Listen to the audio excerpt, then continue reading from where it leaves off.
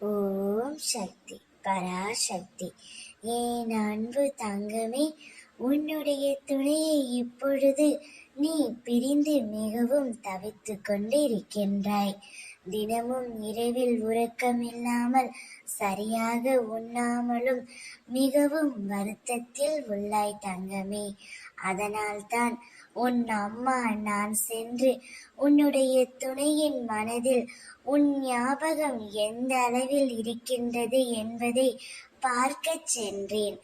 ஆனால் உன்னுடைய துணையோ உன்னை பற்றித்தான் எப்பொழுதும் நினைத்து கொண்டு இருக்கின்றார் தங்கமே. நீ எப்படி அவரை நினைத்து தினமும் கண்ணீர் வடித்து கொண்டிருக்கின்றாயோ அதே போல்தான் உன்னுடைய துணையும் உன்னை பிரிந்து கண்ணீர் வடித்து கொண்டிருக்கின்றாய். உன்னுடன் வாழ்ந்த நாட்கள், உன்னுடன் பேசிய நாட்கள், அந்த நாட்களை எல்லாம் நினைத்து அவர் மிகவும் வருத்தப்பட்டு கொண்டிருக்கின்றார். உன்னுடைய ஞாபகம் எப்பொழுதும் அவரிடம் இருந்து கொண்டே இருக்கின்றது தங்கமே. இருந்தாலும் அவருக்கு வந்து பேச பயமாக இருக்கின்றது. ஆனால் நிச்சயம் அவர் உன்னை தேடி வருவார்.